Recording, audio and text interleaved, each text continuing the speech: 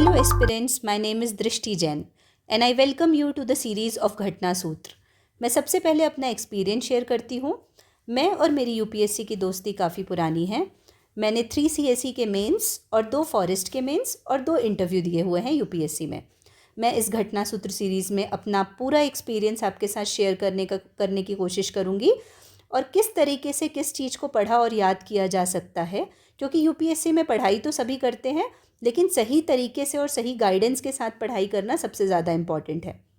इस वीडियो में हम पीटी 365 डिस्कस करेंगे जो कि काफ़ी क्रिस्प और कॉम्प्रिहेंसिव होगा, जो प्रीलिम्स के लिए इनफ और सफिशिएंट होगा। मेरी कोशिश रहेगी कि बहुत ही कम समय में आपका ज़्यादा से ज़्यादा करंट अफेयर्स बहुत अच्छी तरीके से रिवाइज हो जाए। एंड सबसे इम्पॉर्टेंट चीज़ हम साथ ही ट्राई करेंगे कि उसका स्टैटिक से लिंकेज और लास्ट 10 ईयर्स के प्रीवियस ईयर क्वेश्चन डिस्कस करेंगे।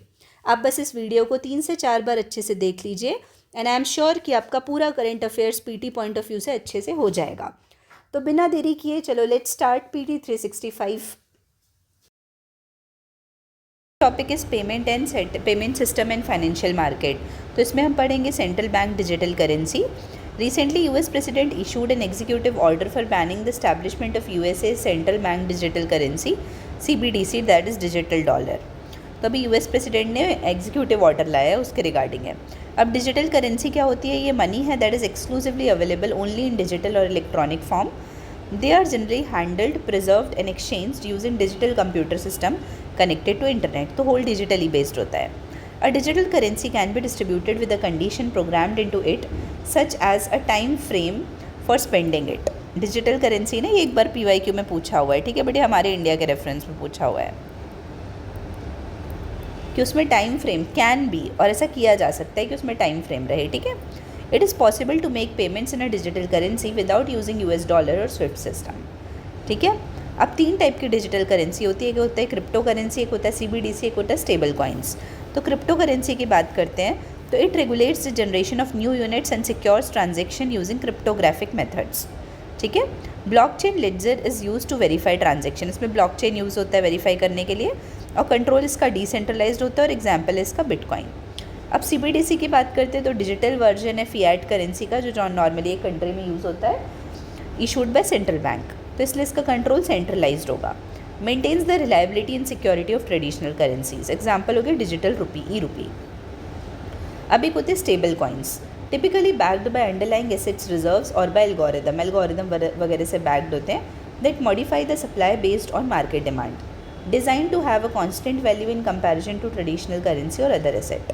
कंट्रोल इसका सेंट्रलाइज्ड होता है या हाइब्रिड होता है, एग्जाम्पल है टीथर, ठीक है। तो आई होप ये समझ आया होगा क्रिप्टो करेंसी, CBDC और स्टेबल कॉइन्स। अब CBDC के बारे में देखते हैं। ये एक लीगल टेंडर है and a central bank liability in digital form. ये सेंट्रल बैंक की लाइबिलिटी हो जाती है डिजिटल फॉर्म में, denominated in sovereign currency and appearing on central banks balance sheet. Central bank जैसे RBI है उसके बैलेंस शीट में दिखेगी। अब लीगल टेंडर का मतलब क्या होता है? Money issued by monetary authority, कि मॉनिटरी अथॉरिटी इशू कर रही है money and can not be refused by any citizen of the country. तो कोई भी सिटीजन है कंट्री का, वो रिफ्यूज़ नहीं कर सकता for settlement of any kind of transaction, ठीक है।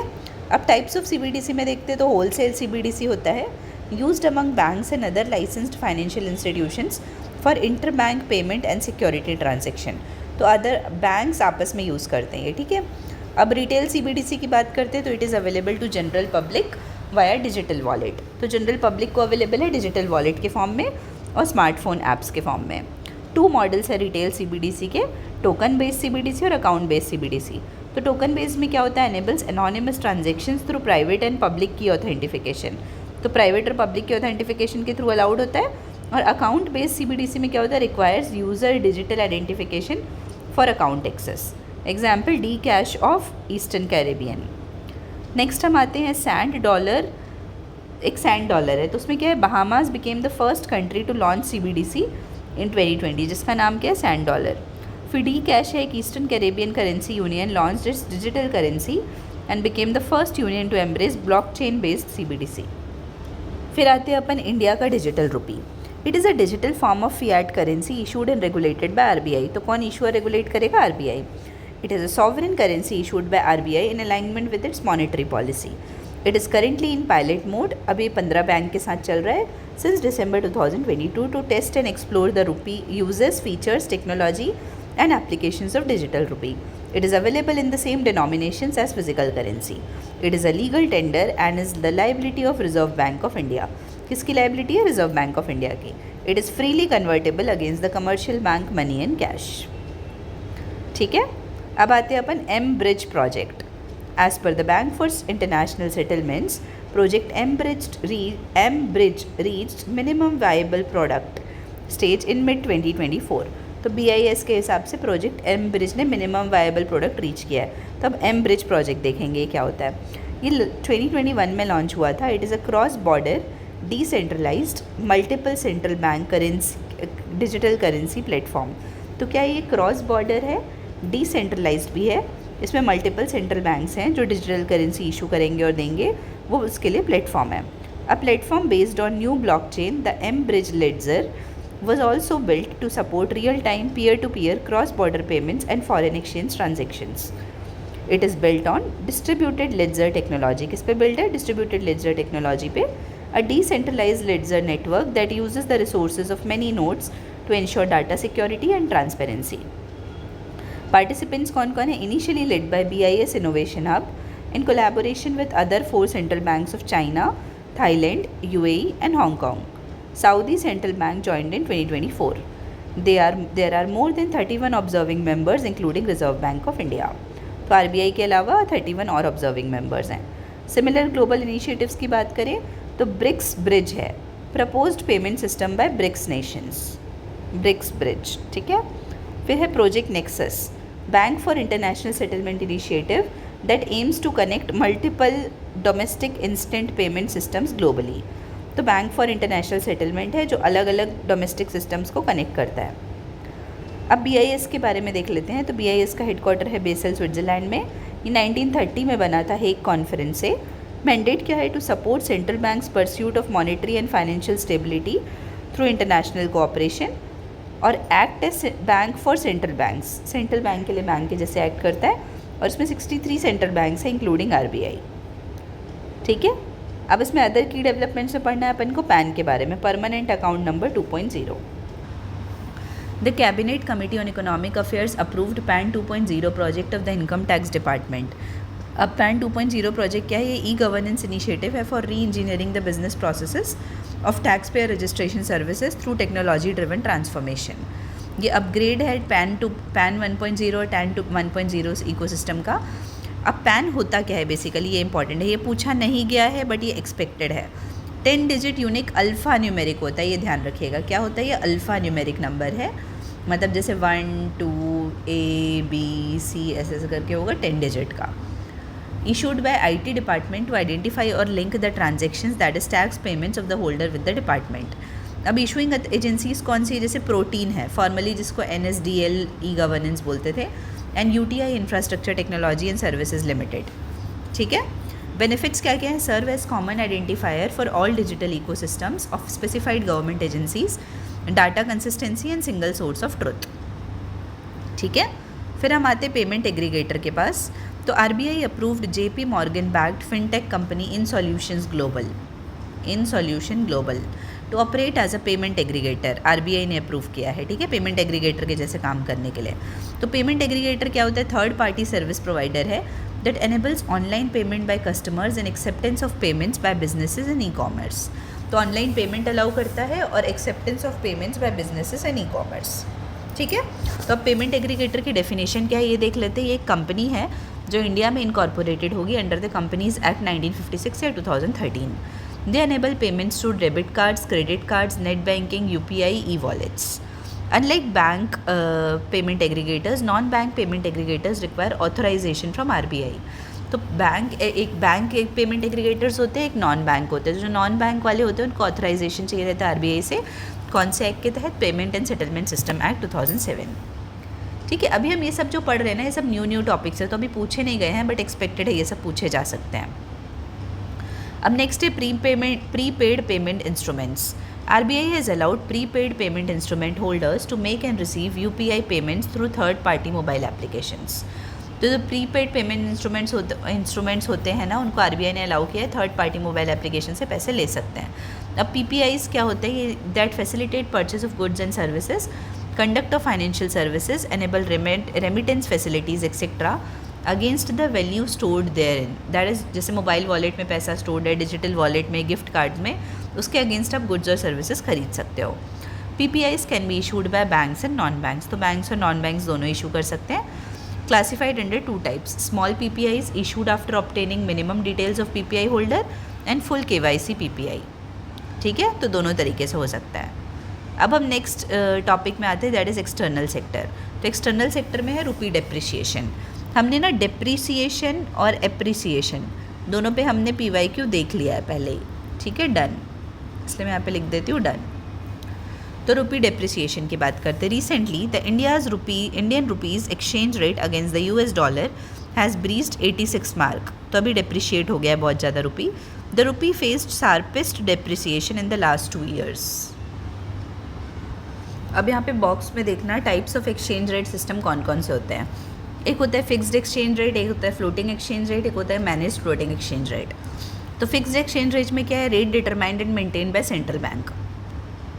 तो ये इंडिया में यूज़ होता था प्रायर टू 1971। फ्लोटिंग में क्या होता है कि मार्केट फोर्सेज जो होता है डिमांड और सप्लाई के, वो डिसाइड करते हैं।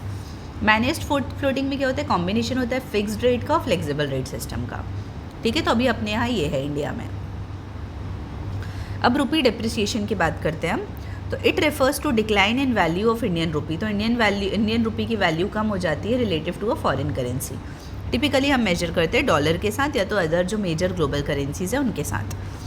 अब बेसिकली एक्सचेंज रेट क्या होता है, it is the price of one currency in terms of other. जैसे डॉलर का रुपी के टर्म्स में, डॉलर का पाउंड के टर्म्स में, रुपी का यूरो के साथ, इन सबको बोलते हैं एक्सचेंज रेट। अब नोट में लिखा हुआ है currently India follows floating exchange rate with occasional RBI interventions when necessary. तो फ्लोटिंग हम फॉलो करते हैं, ठीक है। अब यहाँ पे देखना नेक्स्ट की factors responsible for rupees depreciation. तो क्या क्या फैक्टर्स रिस्पॉन्सिबल है, तो पहला है confidence in central bank. Modern generations of currency crisis seem to be triggered by markets that conduct value at risk assessments of central bank's balance sheet. This affects the investor confidence. दूसरा होता है illiquidity. It arises out of short-term foreign currency debt becoming larger than liquid foreign currency assets. तीसरा है inflation. Higher inflation in India compared to trading partners erodes purchasing power of Indian rupee and adversely affects the exchange rate. चौथा है monetary policy. RBI's interest rate decisions and foreign exchange interventions impact the rupee's strength. RBI's market operations to buy US dollar to maintain sufficient forex also affects such exchange rate of Indian rupee. Next है capital outflow भी impact करता है. तो foreign investors pulling out funds from Indian market reduce forex reserves leading to depreciation. इससे भी depreciation हो जाता है. फिर नेक्स्ट है trade deficit. When imports exceed exports, demand for foreign currency rises, weakening the rupee. तो जब इम्पोर्ट बढ़ जाते हैं एक्सपोर्ट से, तो उस टाइम फॉरेन करेंसी की डिमांड बढ़ जाती है और रुपी कम हो जाता है, रुपी की वैल्यू कम हो जाती है. India's traditional demand for high value imports such as crude oil and gold boosts demand for dollar and weakens the rupee. तो एग्जाम्पल क्या है हमारे यहाँ, क्रूड ऑयल और गोल्ड का इम्पोर्ट. फिर नेक्स्ट है ग्लोबल इकोनॉमिक फैक्टर्स, जैसे high crude oil prices, US federal reserves interest rate hike, जो यूएस भी अपना रेट हाइक या कम ज़्यादा करता रहता है ना, उससे भी, या तो global recessions can also weaken the rupee. ठीक है, अब यहाँ पे बॉक्स में देखो नीर और रीर को समझाया हुआ है. तो नीर है नॉमिनल इफेक्टिव एक्सचेंज रेट और रीर है रियल इफेक्टिव एक्सचेंज रेट. ठीक है, तो नॉर्मल इफेक्टिव एक्सचेंज रेट में क्या होता है, it is the weighted average of bilateral nominal exchange rates of home currency in terms of foreign currency. तो ये बायलेटरल नॉमिनल एक्सचेंज रेट है अलग अलग करेंसी के, उसको कंपेयर करता है इन terms of bilateral nominal exchange rate of home currency in terms of foreign currency. An increase in NIR indicates an appreciation of local currency against the weighted basket of currency of trading partner. यदि NIR increase होगा तो इससे पता चलेगा कि appreciation हुआ local currency में. Real effective exchange rate में क्या होता है, it is defined as the weighted average of nominal exchange rate adjusted for relative price differential. तो इसमें प्राइस डिफरेंशियल के साथ एडजस्टमेंट होता है. An increase in REER implies that exports become more expensive and imports become cheaper. तो increase होता है यदि रीर में, तो इससे पता चलता है कि एक्सपोर्ट्स ज़्यादा एक्सपेंसिव हो गया और इम्पोर्ट्स चीपर हो गया. तो रीर का फॉर्मूला है नीर into domestic price index upon foreign price index, ये इंपॉर्टेंट है, ठीक है, ध्यान रखना। फिर आते हैं अपन इम्पैक्ट ऑफ रुपीज़ डिप्रिसिएशन। तो पॉजिटिव इम्पैक्ट क्या है और नेगेटिव इम्पैक्ट क्या है। तो सबसे पहले पॉजिटिव इम्पैक्ट देखेंगे तीनों पॉइंट। तो रुपये के डिप्रिसिएशन से क्या होता है, एक्सपोर्ट को बूस्ट मिलता है, goods and services become more competitive in the international market due to lower prices in dollar terms, तो लोअर प्राइजेज हो जाते हैं। Export oriented sectors such as IT and pharmaceuticals are expected to benefit. फिर high remittance value मिलती है, NRIs benefit from higher rupee value sending money back home. फिर next है effect on capital and investment. A weakening rupee में also result in domestic investments due to rise in exports. तो यदि हमारे export बढ़ेंगे तो हो सकता है कि हमारे यहाँ इन्वेस्टमेंट्स भी अच्छे आए। फिर नेगेटिव इम्पैक्ट क्या हो सकता है, हायर इंपोर्ट कॉस्ट, क्योंकि जब रुपी की वैल्यू कम हो जाएगी तो हमको उतना ही सामान मंगाने के लिए अब ज़्यादा रुपीज़ देने पड़ेंगे। A weaker rupee means imports become more expensive particularly for crude oil. It further leads to widening of trade deficit. अब नेक्स्ट है higher inflation. As some industries is import dependent, these results in higher production cost. तो higher production cost होगा, higher inflation होगा। Effect on capital and investment. A weakening rupee में also trigger capital flight. तो weakening rupee से ठीक है, किसी किसी सेक्टर में पैसा आ सकता है, लेकिन capital flight भी हो सकती है। And a decline in FDI inflow. अब अदर्स और क्या क्या इशू हो सकते हैं, increased cost of foreign debt, reduced purchasing power and higher import cost erode consumer sentiment. ठीक है, फिर क्या क्या मेजर्स ले रहे हैं हम रुपी को स्टेबलाइज करने के लिए। तो direct dollar sales to increase the supply of US dollar in the market, thereby supporting the rupee's value. तो हम डायरेक्ट डॉलर का सेल कर देते हैं मार्केट में। फिर नेक्स्ट है फॉरेन एक्सचेंज स्वैप्स कर रहे हैं, RBI बाय सेल स्वैप्स कर रही टू इंजेक्ट और एब्जॉर्ब डॉलर लिक्विडिटी। फिर अट्रैक्ट फॉरेन इन्वेस्टमेंट, तो हम अलग अलग पॉलिसी इंटेंसिव टैक्स बेनिफिट से एनकरेज कर रहे हैं FDI और portfolio inflows.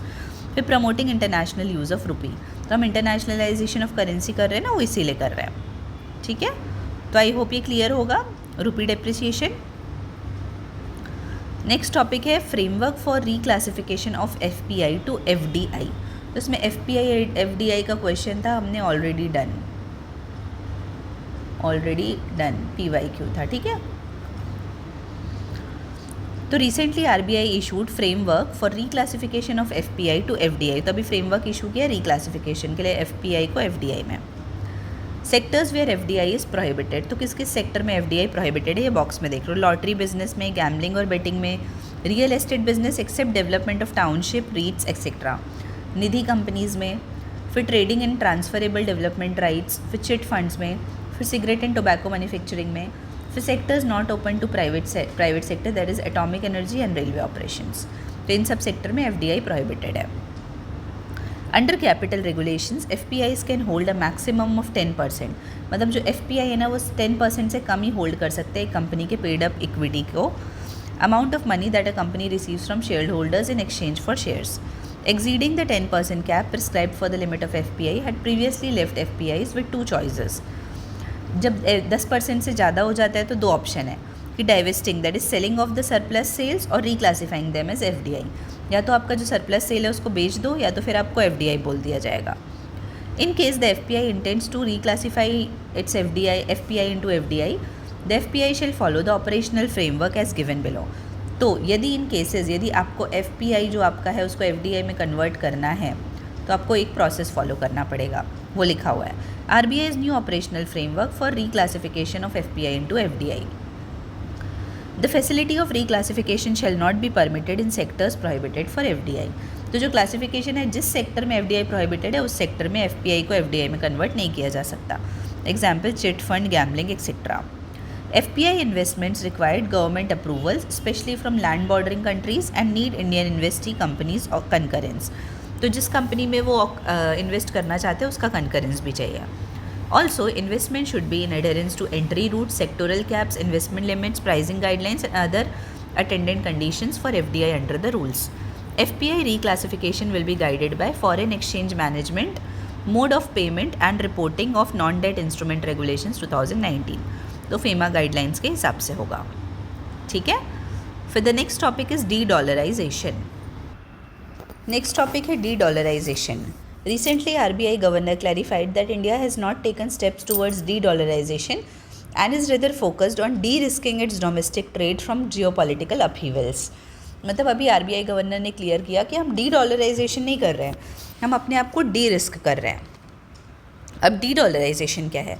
It aims to reverse dollarization, dollarization को रिवर्स करने की बात है, causing a significant reduction of its use in world trade and financial transactions. Recent trends के हिसाब से बोला जाए तो India has allowed trade invoicing in Indian rupees with various countries including Russia. ठीक है। The recent BRICS summit Kazan जो 2024 में हुई थी also discuss the potential for a common BRICS currency. Why are countries moving towards de dollarization? तो countries de dollarization की तरफ क्यों मूव कर रही हैं? पहला है reduction of exchange rate risk. It allows countries to trade in the local currency, minimizing the risks associated with fluctuations in the US dollar's value. Enhanced monetary policy control. Countries can implement strategies suitable to their economic conditions without being influenced by US dollar. Last है geopolitical benefits. Challenging US dominance and its weaponization of dollar through sanctions. तो उसको challenge करना, इससे हो जाएगा हमको geopolitical benefit. तो इसलिए हम करना चाह रहे हैं या बाकी कंट्रीज़ करना चाह रही है डी डॉलराइजेशन। फिर नेक्स्ट हम आते हैं रेमिटेंसेस की ओर। According to the World Bank, India secured 14.3% of the global remittance in 2024, highest share ever. 14.3% of the global remittances मिले हमको। ठीक है। अब रेमिटेंसेस के बारे में देखते हैं। तो definition, remittances are financial transfers made by individuals working abroad to support their families in their home country. तो ये फाइनेंशियल ट्रांसफर्स हैं जो इंडिविजुअल्स करते हैं, जो बाहर रहते हैं और अपने घर में भेजते हैं। टॉप 5 रेमिटेंसेज इन 2024 कौन कौन से? India at $129 billion, Mexico, China, Philippines, Pakistan, driven by recovery in jobs market in high income countries of OECD. China's share of global remittance dropped to 5.3% in 2024, its lowest share in 2 decades due to reduced low-skilled immigration, stemming from its rising economic prosperity and aging population. तो China में भी ageing population बढ़ रही है। फिर factors responsible for high remittances in India. तो high remittances हो रहे हैं इंडिया में, उसके क्या क्या फैक्टर्स हैं? Scale of migration. India has one of the largest diaspora population in the world with over 18 million Indians living abroad as of 2023। तो लार्जेस्ट डायस्पोरा है, वन ऑफ द लार्जेस्ट। फिर shift in destination trends. Increasingly Indian migrants are moving to high income economies like US, UK, Australia.